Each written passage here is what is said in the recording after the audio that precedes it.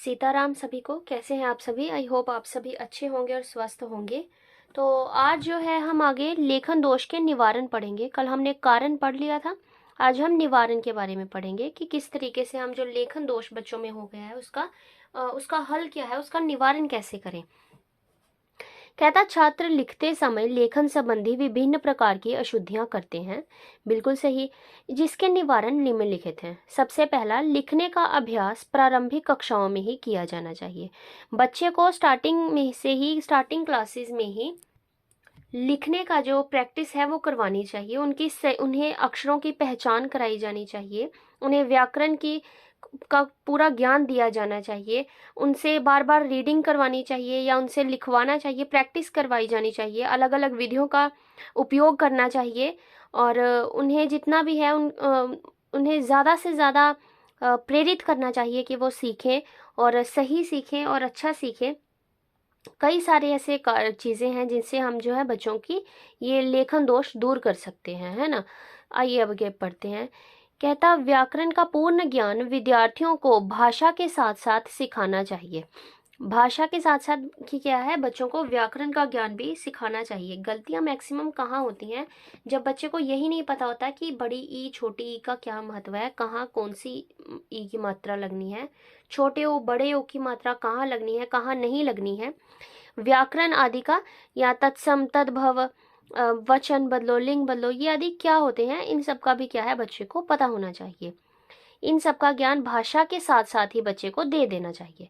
कहता है, लिपि का पूर्ण ज्ञान करवाने में अध्यापक को छात्र को सहयोग देना चाहिए। लिपि का जब उसको ज्ञान करवाना है, लिपि जैसे मैंने बताया था कि ये सिंबल्स जो हैं, जितनी भी भाषा सिंबल्स हैं हमारी, इनको लिपि कहा जाता है। लिपि को जब मतलब अध्यापक को क्या करना चाहिए कि छात्र को सहयोग दे। और एक तो सहयोग में ये भी आ जाता है कि अगर बच्चा गलती करता है तो वो डर के मारे उसको टीचर को वो कई बार लिखता है तो चेक ही नहीं करवाने जाता है। क्यों? क्योंकि उसको डर लगता है कि कहीं टीचर डांट ना दे। तो टीचर को भी सहयोग करना चाहिए और ताकि कि बच्चा जो है पूछ सके अपनी गलतियां, खुद मतलब देख सके या उनसे पूछ सके कि मैम ये कैसे ठीक करना है या क्या है। नहीं पूछेगा तो बच्चा डरता रहे। अगर टीचर डांटेगी बच्चा डरेगा, पूछेगा नहीं, और पूछेगा नहीं तो वो गलतियां बार बार होती जाएंगी और वो उसकी आदत बन जाएगी, फिर ठीक नहीं की जा सकती। चौथा है, शुद्ध उच्चारण की शिक्षा छात्रों को दी जाए। कि बच्चों को शिक्षा ऐसी दी जाए कि उनका उच्चारण शुद्ध हो। मतलब टीचर का भी वैसे तो देखा जाए उच्चारण शुद्ध होना चाहिए, तभी जो बच्चा है उसका भी उच्चारण क्या होगा, शुद्ध होगा। आगे है, सावधानी पूर्वक लिखने की आदत प्रारंभिक कक्षाओं में ही डाल देनी चाहिए। टीचर को ये भी ख्याल में रखना होगा कि बच्चा जो है सावधानी पूर्वक लिखे।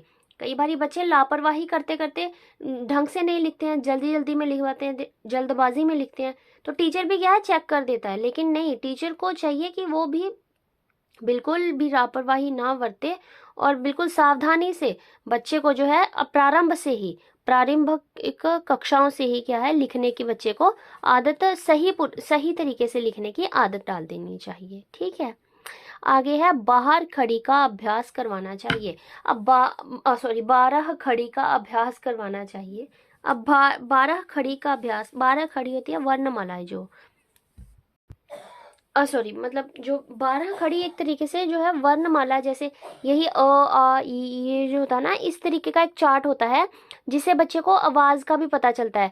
ऐसे लिखा होता है उसमें अ आ ई ऊ ऊ, ऐसे आवाजें लिख दी होती हैं। ये बुक्स के पीछे ज्यादातर दिया होता है। तो इसका अभ्यास करवाने से भी क्या है बच्चे को उसकी ऊ की मात्रा, ई की मात्रा, क्या क्या प्रयोग है, कैसे कैसे उच्चारण किया जाता है, इसका पता चलता है। तीव्र गति से लिखने का अभ्यास करवाना। अब बच्चे को जब क्या है, जब उसको ठीक से लिखना आ जाए ना तो फिर उसकी स्पीड भी बढ़वानी चाहिए, नहीं तो क्या है पेपर छूट जाता है, तो उसमें भी मुश्किल हो जाती है। तीव्र गति से लिखने का भी क्या है अभ्यास करवाना चाहिए। कोई धीरे धीरे धीरे धीरे लगा रहेगा तो फिर तो हो गया काम। उसके बाद शब्दकोश का प्रयोग करना चाहिए। डिक्टेशन बच्चे को ज़्यादा से ज़्यादा लिखवानी चाहिए। शब्द भंडार उसको जो है ज़्यादा से ज़्यादा दिए जाना चाहिए, या फिर उसको किताबें पढ़ाई जाए। जितना पढ़ाई जाए उसके पास उतनी वोकेबलरी, शब्दकोश इकट्ठा होगा, नए नए शब्द सीखेगा। उससे क्या है वो लिखने में भी उसको आसानी होगी, वो उतनी ही जल्दी दक्षता हासिल करेगा। कहता, विश्लेषण विधि का प्रयोग कर छात्रों के लेखन दोष को दूर किया जा सकता है। अब विश्लेषण हमने पढ़ा था, विश्लेषण का मतलब होता है तोड़ना। जैसे अचकन है, अ जमा च जमा क जमा न, इस तरीके से तोड़ना। संश्लेषण मतलब जोड़ना। अब देखिए, बच्चे को जब ओखा शब्द है, जो कोई बहुत कठिन शब्द है, वो बच्चा नहीं कर पा रहा है, तो जब आप उसको उसको मतलब तोड़ तोड़ कर उसे समझाएंगे, छोटे छोटे टुकड़ों में बांटकर उसको पढ़ाएंगे, तो वो क्या है, उसके लिए लर्न करना, उसके लिए समझना, उसको लिखना आसान हो जाएगा। तो इस विधि का भी उपयोग जो है किया जाना चाहिए। 10वां है, अध्यापक का व्यवहार उचित हो। अध्यापक को छात्रों का उचित मार्गदर्शन करना चाहिए। जो मैंने बताया कि टीचर जो है बच्चे को डांटने वाला नहीं होना चाहिए, अदरवाइज बच्चा क्या है, घबराएगा, अपना डाउट ही नहीं पूछेगा। अगर उसने कॉपी में कुछ लिखा है तो उसकी हिम्मत ही नहीं होगी कि वो टीचर के पास जाए और उसको जाके चेक करवाए। जब तक बच्चा चेक नहीं करवाएगा, उसकी गलतियां खुद ब खुद होती जाएंगी और वो जो आदत है उसकी वो पक्की हो जाएगी और वो गलत ही लिखता चलता जाएगा। इससे उसका लेखन दोष जो है कभी ठीक भी नहीं होगा, है ना। तो इसीलिए टीचर का व्यवहार भी बच्चे के साथ अच्छा होना चाहिए, डांटने वाला नहीं होना चाहिए। टीचर गुस्से वाला ना हो कि बच्चे को ऐसे खाने ही ना पड़ जाए, क्योंकि उससे क्या है, बच्चा घबरा जाएगा और वो मतलब पूछ नहीं पाएगा फिर दोबारा, है ना। डर जाते हैं, क्योंकि हमारे साथ भी कई बार ऐसा होता था कि हमें टीचर डांट देते थे तो दूसरी बारी पूछने की हिम्मत ही नहीं होती थी। तो ये भी है कि अध्यापकों को छात्रों का उचित मार्गदर्शन कराना चाहिए, उचित मार्गदर्शन करना चाहिए बच्चों का। उन्हें ज़्यादा से ज़्यादा मोटिवेट करना चाहिए। अगर उनकी गलती हो गई है तो उन्हें प्यार से समझाएं, उन्हें बार बार जो है उसका अभ्यास कराया जाए, उन्हें ये मार्गदर्शन दिया जाए कि किसको कहाँ प्रॉब्लम आ रही है, उसे किस तरीके से हल करना है। कहता, इस प्रकार उपयुक्त उपायों का प्रयोग करके अध्यापक छात्रों के लेखन संबंधी दोषों को दूर कर उन्हें शुद्ध लिखने का अभ्यास जो है करा सकता है।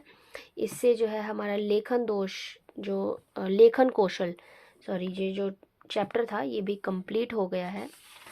तो कल अब हम चौथा चैप्टर वाचन कौशल या पठन कौशल शुरू करेंगे। तो आज ये पूरा चैप्टर जो है मैंने कंप्लीट करा दिया है। आप सब पढ़ लीजिएगा, सारी वीडियोस देख लीजिएगा, आपका कंप्लीट हो जाएगा चैप्टर, यहीं से जो है तैयार हो जाएगा। सो धन्यवाद, सीताराम।